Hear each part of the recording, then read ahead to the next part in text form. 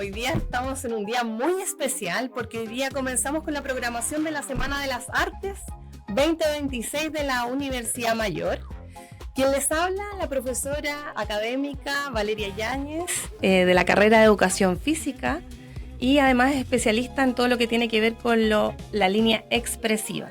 Y estoy ahora a mi lado junto a Laila Raña y Canacri, actriz, pedagoga, gestora cultural, estudios tanto en Chile como en el extranjero, de técnicas corporales y vocal. Además, algo muy, muy importante, que es la directora de la compañía Arangua, fundada en el 2010. Muy bien, ¿cierto? Muy bien.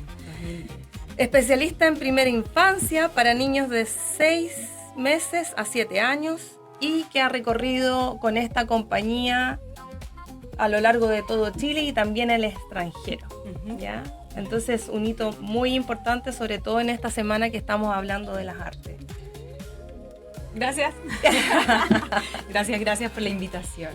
Primero que todo, porque me parece muy importante además poder hablar de la infancia, de la creatividad, del arte, del cuerpo, cómo se va mezclando todo y con una increíble amiga. Bueno, contar que nosotros nos conocimos con Laila en estudios, cuando ella estudió actuación. Yo también estudié con ella, éramos compañeras. Lo que pasa es que yo me retiré antes, no terminé. Estudiamos ahí en la Universidad Finisterra. Y bueno, y después siempre hemos tenido el lazo, la amistad, y por ahí también, como comentábamos antes, que me había colado un viaje que ella había hecho a Buenos Aires, y ahí también fue a estudiar. ¿Qué fuiste a estudiar ahí? Fui a estudiar, era como una mezcla de técnicas teatrales, sobre todo para potenciar la corporalidad, el uso del objeto, técnica vocal. Entonces era en Argentina, en Buenos Aires, pero habían varios profesores que venían de Francia, iban mezclando. Entonces era como un perfeccionamiento del actor para tener diferentes herramientas. Comedia del arte, hicimos máscara, todo enfocado a la corporalidad y al trabajo vocal y objeto. Sí. Fue súper interesante porque estábamos en el barrio La Boca. Me acuerdo que ahí por ahí acompañé y me colé algunas asignaturas que estaba, y fue muy interesante porque hicieron un trabajo también expresivo en una plaza, me acuerdo. Se tomaron la plaza y estaban ahí haciendo tomando herramientas que el profesor estaba guiando ahí. Oye, cuéntame cómo un poco nace también esto de la compañía Arangua, ya que me llama mucho la atención. ¿Cómo se fue especializando esta línea de la parte de la infancia en tu vida? ¿Por qué nace esto? Mi línea siempre fue por lo corporal. Desde un inicio, ya cuando estaba estudiando la carrera, un poco de acrobacia, un poco de danza. Y el 2007, Amílcar Borges, mi amigo, compañero, colega, profesor, me llama un día y me dice: ven, tienes que venir a ver esta obra del director noruego Karstein Solí, estaba en la Finisterra, te va a encantar, es teatro para guagua. No, le digo, pero ¿cómo teatro para guagua? O sea, no se puede, tú sabes que estoy súper ocupada, no puedo. Me dice, ven, te va a encantar, te vas a sorprender mucho de lo que es. Entonces en 2007 voy, en Chile no existía, ni siquiera se hablaba de eso, ¿no? Las artes escénicas para la infancia y juventud estaba bastante mal mirada, si eras un loser si te dedicabas a eso, porque o no tenías pega, porque nadie te contrataba, qué sé yo, te dedicabas a las artes escénicas para la infancia y juventud. Fui a verla, no podía creer, se veía simple, pero una cantidad de estímulos, habían mamás, habían guaguitas, no sé, era corta, colores, yo como adulto quedé totalmente embobada. Y después me fui a conversar con las mamás, y algunas me comentaban que sus hijos, por estar ahí presente, por los estímulos que estaban presenciando, empezaron, por ejemplo, a gatear.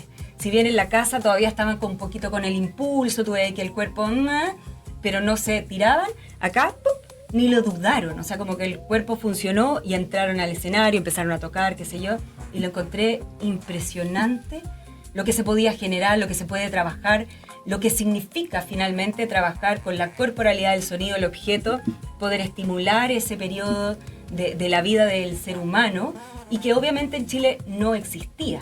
Entonces, si es que siempre había pensado en el rol de las artes escénicas y su importancia social, pero también siempre estábamos alegando que no hay audiencia, que la gente no va al teatro, qué sé yo, ¿dónde estaba la base para generar la audiencia y dónde realmente iba a poder hacer un impacto social fundamental que idealmente pudiera además equiparar y generar una especie de igualdad de condiciones al poder potenciar este rango etario y desarrollar de mejor manera el potencial humano con el que vienen?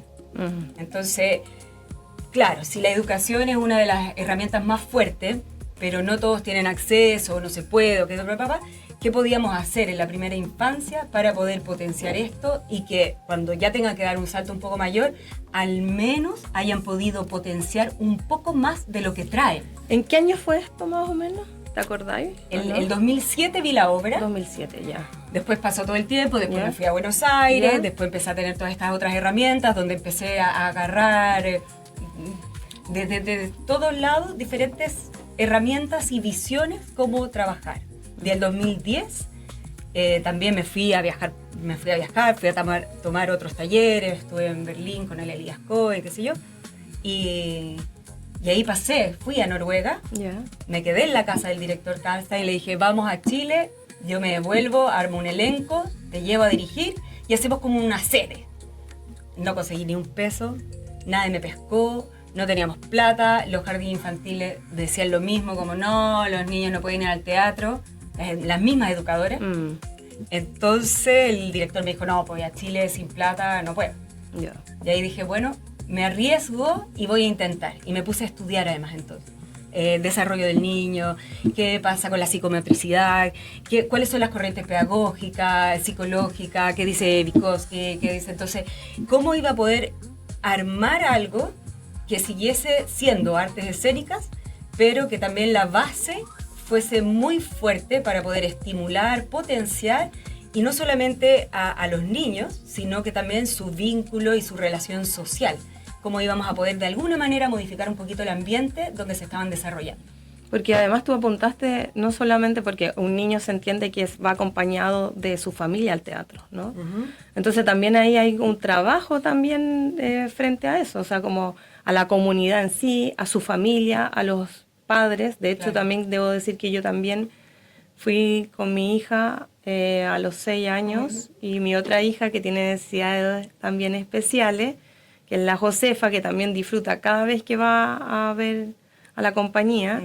Y la Martina a los 6 meses estaba totalmente involucrada también Claro. en esta como puesta en escena. No me acuerdo cuál fue la primera, porque ¿cuál fue la primera La primera obra, ¿? Estrenamos la primera obra el 2011, ¿Ya? que se llama En Bañador. En Bañador. Sí, esa fue la primera. Y pasó creo que algo muy bonito también, porque si bien somos pioneros en esta área y fuimos gestando público, no existía, nadie quería ir, era una miseria, o sea, llegaban 5 o 10 personas, era como la loca del supermercado hablando con las mamás en la plaza, dejando flyer en los autos. ¿Sí? El mismo año estrenamos 3 compañías al mismo tiempo de primera infancia. Entonces había como algo en el aire donde percibíamos que la infancia acá no estaba siendo, no tenía el espacio que le correspondía. ¿Sí? Entonces estábamos adscritos al derecho de los niños hace tanto tiempo, pero no había concreción real de acceso, de generar espacios reales, ¿no? Entonces estrenamos las 3 compañías al mismo tiempo y cada una después se fue tirando más o menos por un camino y somos quienes fuimos también formando esta audiencia. Y las primeras obras de las 3 compañías obviamente son mucho más suavecitas, son más experimentales. Todas tenemos de alguna manera cierto lenguaje en común, pero también sus diferencias, ¿no? Y por sobre todo un poco la base es la corporalidad, el trabajo del sonido, la materialidad y el uso del espacio. Me gustaría que como pudieras andar como en algunos de los temas que nombraste anteriormente, ahora como por ejemplo el tema de la materialidad, el uso del cuerpo, los sonidos, ya como que desde dónde como partieron, cuál fue desde dónde, como cuando empiezan ya a crear, ¿ya? ¿Desde dónde parte? Como empiezan como a... Cuéntame un poco de eso que me llama mucho la atención, como desde dónde, porque me pasa a mí con mis estudiantes que desde cosas también tan simples nacen cosas maravillosas, ¿ya? Y me encantaría que la gente pudiera tener acceso a eso que se muestra, que en el fondo es como una prueba práctica, ¿ya? Una evaluación práctica, y que de algo tan simple salen cosas que en verdad son súper... que impactan, ¿ya? Entonces como que quiero que me digas como desde dónde parte, desde a lo mejor de la materialidad, o parte desde el cuerpo, o hay una idea, y como cómo empieza a surgir como el... El proceso de cada obra es bastante diferente, pero similar. Entonces, yo parto de una idea muy amplia. Entonces, por ejemplo, en Bañador, que fue la primera obra. Yeah. Entonces yo dije, el agua. Me encanta el agua, me sorprende, encuentro que oculta, pero también devela, avanza, se estanca, tiene fuerza, siempre encuentra un lugar para aparecer, y es fundamental, es vientre materno, es desarrollo, es vida, qué sé yo. Entonces, agua, pum. Y desde el gran concepto del agua, empiezo a tirar líneas un poco más personales, cómo lo voy a ir, cómo va fluyendo precisamente, por dónde quiero ir más o menos transitando, y cómo esto se va a ir concretando en un algo que podamos trabajar. Pero en ese periodo, el trabajo con los actores, la base fundamental, primero que todo, es el juego. Es poder jugar, y para poder jugar hay que tener un cuerpo a disposición de... Mira, primero quiero partir desde cuando yo estuve en primer año solamente en la escuela que estudiamos juntas, y siempre me acuerdo que era observación de personajes en el primer año, siempre. ¿Sí? Y me acuerdo siempre algo el profesor que decía que jugáramos de verdad. Y ese jugar de verdad me lo llevé para la vida yo, ¿ya? Porque creo que un profesor también debe jugar, ¿ya? Ser proactivo. Sobre todo si estamos incorporando, para los profesores de educación física, que estamos en lo motriz, ¿ya? Es como poder tener esa energía y ser proactivos frente a... Porque somos modelos, finalmente. De todas maneras, sí. Somos modelos, y si ese modelo es aburrido, es poco motivador, ¿ya? Como en cualquier otra asignatura, no resulta. Pero sobre todo si tú estás en la parte corporal, ¿ya? Sí, pero y además, más allá de eso, de ser aburrido o no ser aburrido, también hay que entender el proceso del desarrollo y la potencia que tiene la neurona espejo. Entonces, en el momento que tú estás generando una acción, ya se sabe que el otro también lo está generando contigo, aunque no lo pueda corporalizar en ese momento. Entonces, si estáis trabajando con los primeros años y estáis entregando impulsos motores o impulsos sonoros, va el niño también a estar generando, al mismo tiempo que tú, eso, ¿ya? Y eso va a empezar a generar el cableado neuronal fundamental para poder potenciar. Entonces, no se espera que el niño, porque yo salto, me hago una voltereta, cualquier cosa, el niño lo vaya a hacer. Pero sí voy generando la posibilidad, voy generando el imaginario, qué sé yo. Y además, en el trabajo, como tienen que ir con la familia, también pueden mirar desde otra manera el relacionarse, entender a un adulto que también puede jugar, y el juego en la primera infancia también se ha demostrado que es una base fundamental, porque en el juego hay reglas también que se empiezan a encontrar, hay límites que se empiezan a pasar, hay pruebas corporales, pruebas sonoras, personales, que después te empiezan a fortalecer. Entonces, el adulto responsable de apoyar esto tiene que entrar en eso también. Yo no puedo pedirle a un niño que juegue si yo no estoy jugando. O vamos al suelo, pero no voy al suelo. O hagamos tal sonido, pero me da vergüenza hacer sonido. Entonces, también es un poco jugar el rol y entenderlo desde jugar el rol, ¿no? Como ya, hoy día soy el chancho, entonces hago el chancho, no importa. ¿El chancho qué hace? Entonces camina así, tiene las patas así, y la observación es fundamental. Entonces se va así y se echa en el barro. Fantástico. Sí. Pero y eso además no te hace perder como adulto respeto, es que esas son creencias, ¿no? Claro. ¿Ya? Y ahí como que en el fondo yo también estoy de acuerdo contigo, porque toda la vida he vivido con ese tipo de creencias por ser como también más lúdica, como la profesora también de expresión que está en academia, que en el fondo es como distinta también, porque es lúdico, ¿ya? Y cuando tú eres diferente también cautivas, ¿ya? De algún modo, ¿ya? Y que me ha pasado también con el alumnado que está en la universidad, ¿ya? Sí. Porque me atrevo a, y eso es parte también de este modelaje que yo también tuve desde niña y después finalmente que lo estudié y lo fui construyendo también, ¿ya? A donde me atrevo, en donde puedo ser muy expresiva. Y eso, ¿por qué lo hago? Porque ese, como tanto como tú lo dices, es como un modelaje en donde estimulo y bueno, las neuronas espejos también como hablan de la parte de la neurociencia que son importantísimos también y a mí también, por ejemplo, cuando veo cosas corporales, como que mis neuronas espejo empiezan así como porque es parte de mi ser, ¿no? Claro, es parte de la biología, todo además lo que va a generar, la endorfina, la sensación de también para poder desarrollar, por ejemplo, la confianza. Yo manejo mi cuerpo, manejo mejor mis ideas, me puedo comunicar mejor. Entonces, ¿cuáles son los pequeños impulsos que uno va dando para afirmar? Para afirmar, porque ¿no? además entendamos la corporalidad como un cuerpo en acción. Entonces, cualquier acción que uno genera también es un cuerpo que se moviliza. El sonido es corporalidad. Hay movimientos biológicos, pero también la voz y el sonido va a generar una acción de algo. Por eso también los problemas que tenemos a veces con la comunicación, ¿no? Subtexto, no se entiende, si yo no expreso qué dijo, no le entendí, la mirá y me miró raro. Todas esas cosas entran, es parte del cuerpo y el imaginario que lo va a rodear, el que podemos crear, el que podemos compartir y cómo lo vamos a potenciar. Entonces, como adulto que vamos fortaleciendo eso, también es una responsabilidad, yo considero, entenderlo y ponerlo en cuerpo, ponerlo a favor de lo que quieres generar finalmente. Sí, mira, acá justamente voy a citar algo que dice Daniel Kahneman, que es un psicomotricista argentino. Dice, aún con los niños a los que les es muy difícil comunicarse, si el profesional hace juego con su voz, puede producir una atracción, un interés del niño. Y creo que todos tenemos algún momento ganas de jugar con nuestra voz, de cambiarla, de alargarla, de repetir. Entonces, finalmente, como lo que dice Daniel Kahneman, que en el fondo es también atreverse a jugar, a cambiar estos, no sé, a jugar con la voz, eso te da de nota, por ejemplo, también jugar con nuestra corporalidad, ¿ya? Entonces eso es muy atractivo también para el infante, ¿no?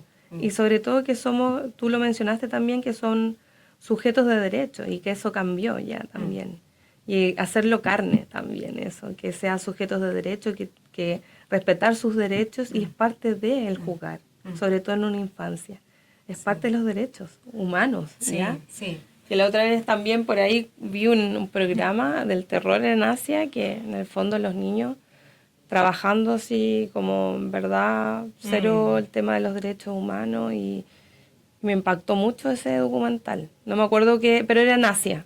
Pero también es como nosotros también estamos también trabajando y ha sido un trabajo a lo largo del tiempo el poder darle profundidad y el trabajo tanto al tema de la niñez, pero también cómo ha ido también captando esto, por ejemplo, en las artes escénicas, como tú dices, que antes era como ser como una compañía, era como súper mal mirado, trabajarlo desde la infancia, sí, y ahora es como otra arista, ¿no? Y cómo van cambiando también, y me parece genial que cambie. Y también desde el lado de la corporalidad, de la parte de la educación física, va cambiando también desde como una motricidad humana más integral. O sea, es motricidad humana y es ya integral, ¿ya? Pero no tan tecnificada, ¿ya? Entonces, como del deporte, sino como entender tu cuerpo, entender tu esquema, ser consciente de... Y ahí donde trabaja, que también aquí quería nombrar a la Patricia Stokoe, que es la gran precursora de la expresión corporal, y cómo se habilita el tema de la comunicación en esto, cómo se habilita también el tema de lo introyectivo, es conocerte a ti mismo, y el tema de la educación motriz a través de esto. Y ahí es donde yo también me quedé impactada en una de las obras, que de algo tan simple, era maravilloso lo que se hacía en escena. Que a través de como movimientos Claro. de los animales, de pajaritos, era como que te llamaba la atención y era tan entretenido. Además que ver a un actor también, porque por ahí había un actor, me acuerdo, muy grande, gigante, hacer como de pollito, era muy Sí. simpático y llamaba la atención, muy entretenido. Entonces, Claro.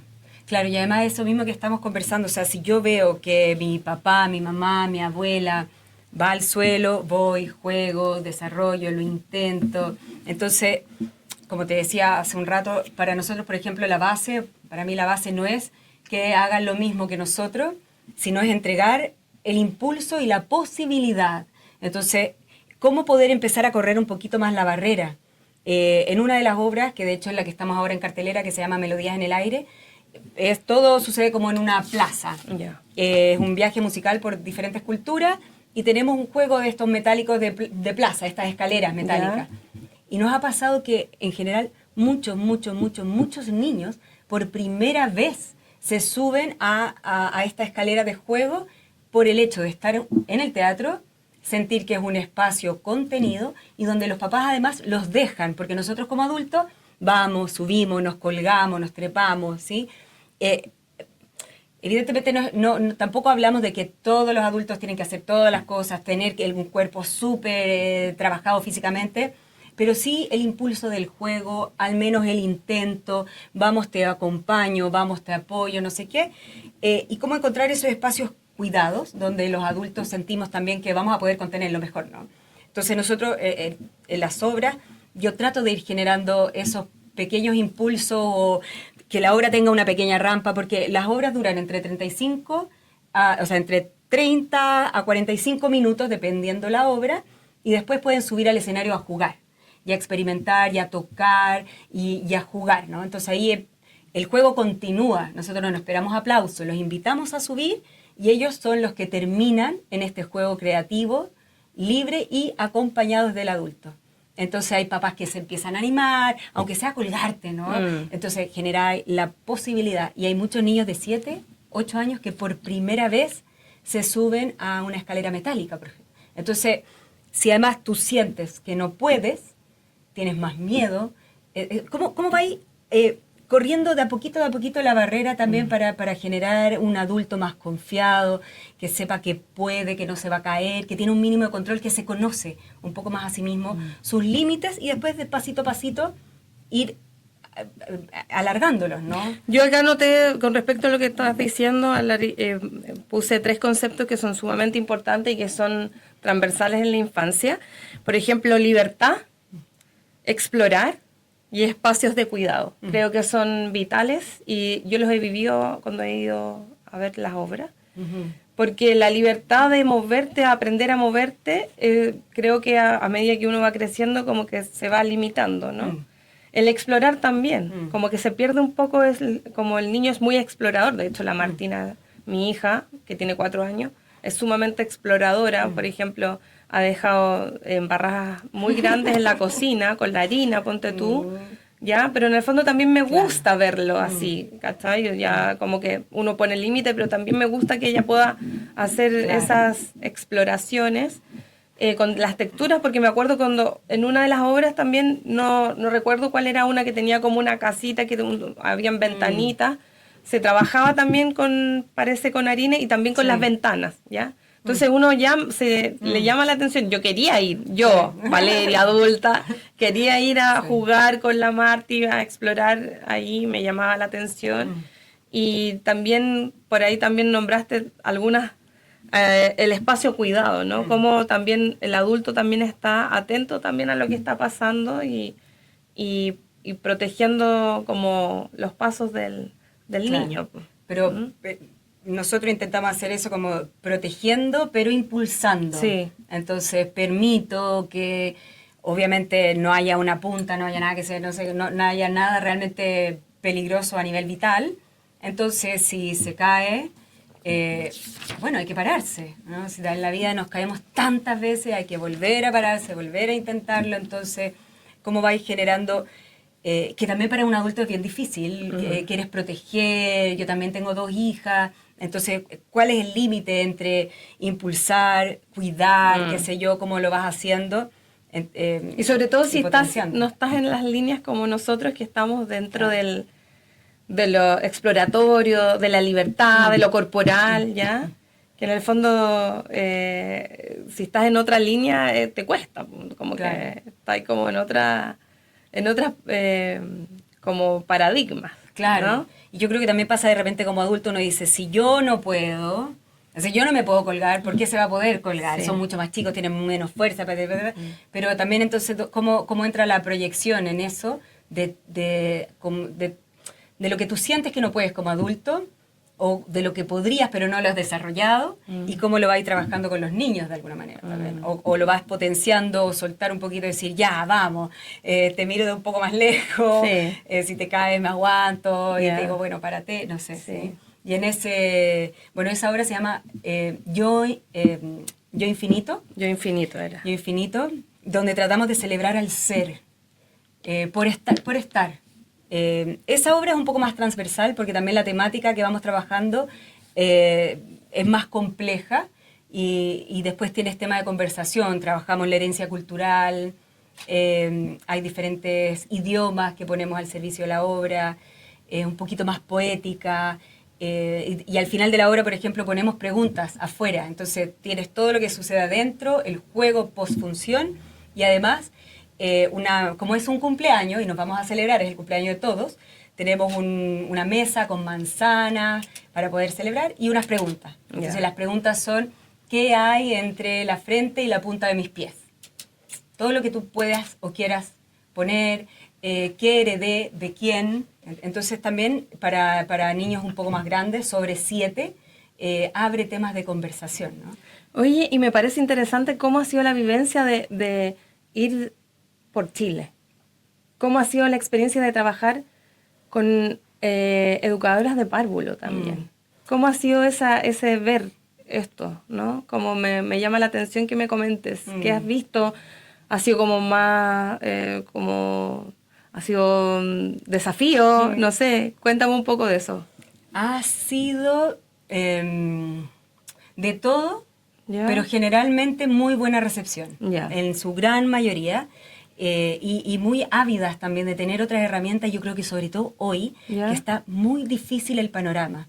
Hay cada vez más neurodivergencia, está el espacio inclusivo es cada día más fuerte, fundamental, pero también como adultos con menos herramientas. Entonces, como un poco lo que tú planteabas, como las artes, la corporalidad empieza a entrar también en todas las carreras, como un poquito más una base para poder entregar otra mirada, es súper importante, porque me ha pasado mucho, sobre todo últimamente, ahora el año pasado estuve en Puerto Williams, en Punta Arenas, y fuimos a un jardín donde, pucha, había, no sé, 6 educadoras en el jardín, un jardín grande, y en una de las funciones que hicimos habían 3 neurodivergentes, uno que estaba medio sordo, mudo, pero que además con otras cosas, y tenían otro que tenía como hidrocefalia en sala cuna, o sea,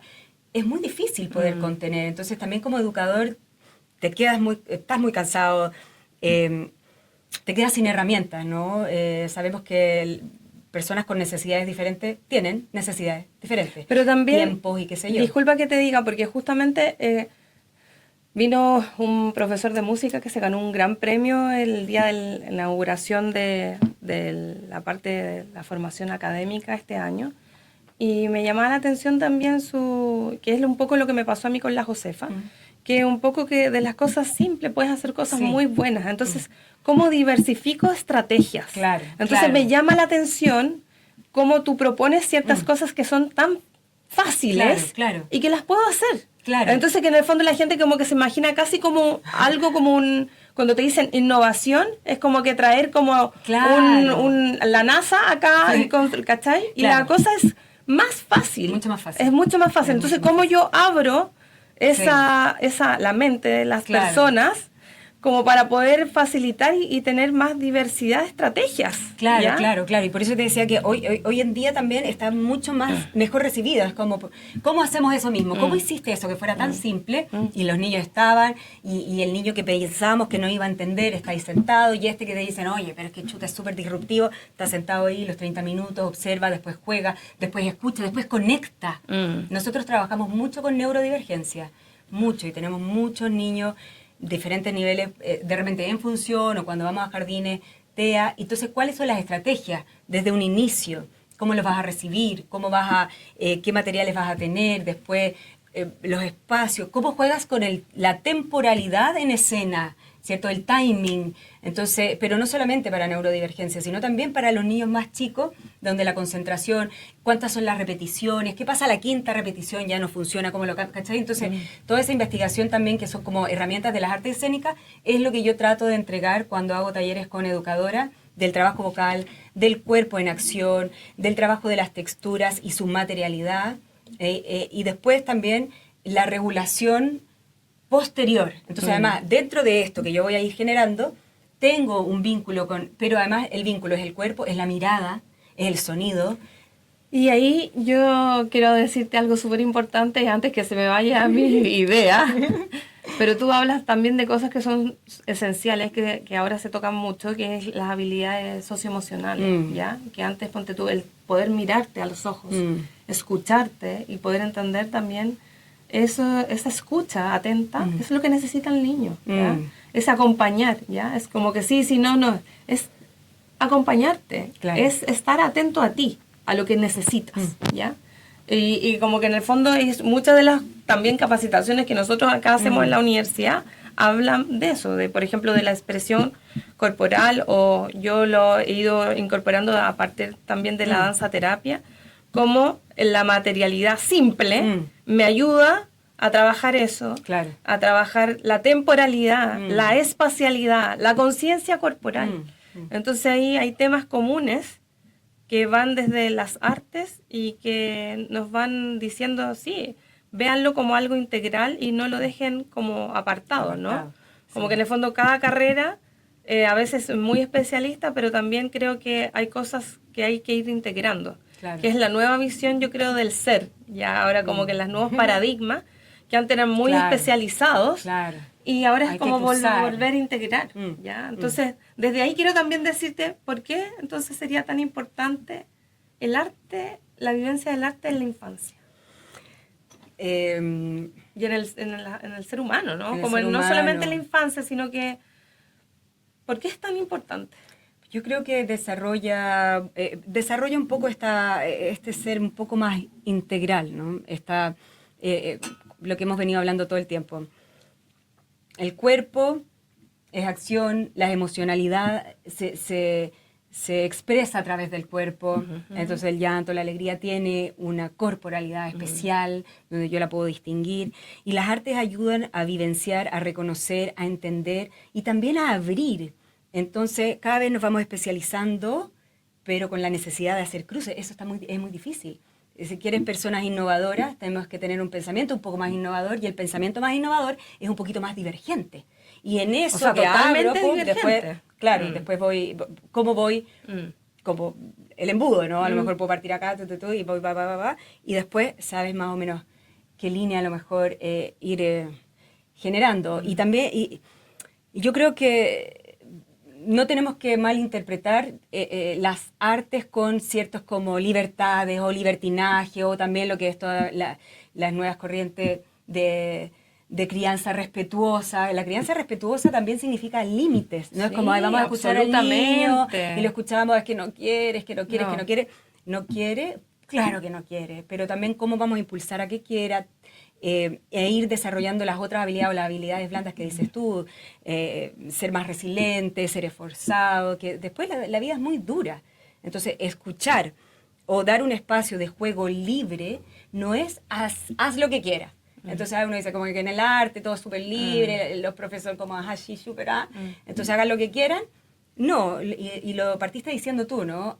Juega con las reglas, juega libremente dentro de estas reglas. Entonces juego a que soy el chancho, que no puedo dañar al otro, no puedo no sé qué, ¿verdad? pero me libero del prejuicio. Entonces tengo una posibilidad mental más amplia para escuchar, recibir, proponer, investigar. Y luego, ¡pum!, ordeno.